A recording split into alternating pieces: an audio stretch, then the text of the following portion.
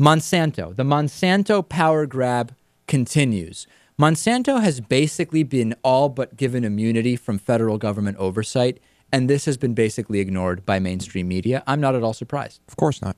On Thursday, Congress passed a short-term budget measure, the Senate Continuing Resolution Spending Bill, which includes an anonymously added rider, let me restate that critics are saying gives Monsanto immunity from the federal government. It's a little more complicated than that. The reality is the provision allows the USDA to grant temporary permission for genetically modified crops to be planted, even if a judge has ruled that GMO crops aren't approved, at least until proper environmental reviews are conducted. So basically, once you plant something, as we know, it's really hard to get it out of the wild. As we've heard so many stories about these copyrighted GMO crops.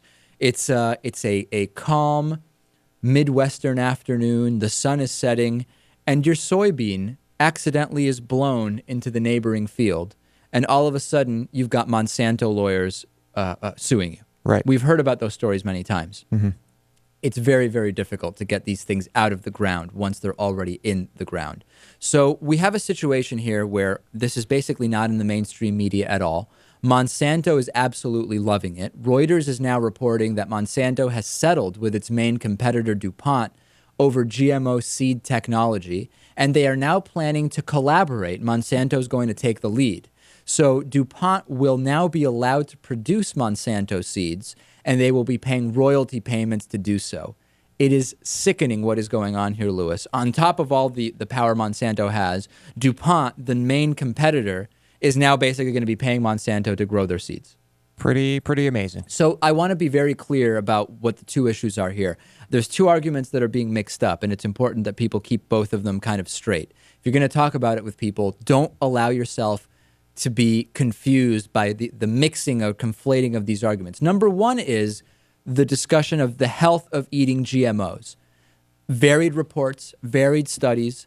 Some say it's still to be determined. We have some advocates saying there's no evidence that eating GMOs is at all harmful, but in a number of different tests, we have seen that eating GMOs in animals has actually been harmful. So that's question one. It's a discussion we can have. But number two is the corporate control and the behavior of companies like Monsanto is really becoming reminiscent of Soylent Green, right? The 1973 science fiction movie where there's this high-energy green wafer that's rationed and it becomes the food source for most of the population due to poverty. We're going in the direction of huge corporate control over food and moving away from, I forget about these terms of a processed or whatever, just real food, right, Lewis? Real food. Two different arguments I think people need to keep straight. Right, yes.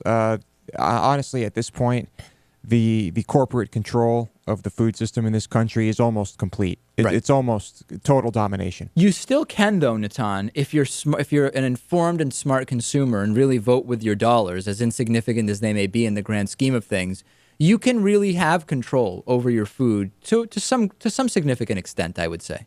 I think so, but I think the main problem is that it takes money to do that and knowledge, and you can't depend on everyone just having a light bulb blow off in Right. their head and say, oh, I need to do this, and it's just not feasible. So part of the problem is the control that these companies have over Congress, but the other part is the subsidies that we give to producing plants in the first place. And let's be honest, Lewis, I would not at all be surprised to hear that Monsanto's influence over the big corporate media is why the stories about Monsanto are widely kept out of the news. Oh, no doubt. Yeah, their influence is everywhere. All right, so we're going to keep following the story. Next, we'll talk to David Kay, law professor, about Bush administration war crimes, charges, statutes of limitations.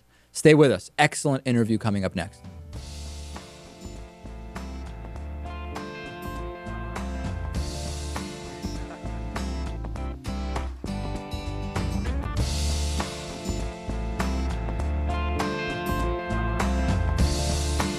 The David Pakman Show at davidpakman.com.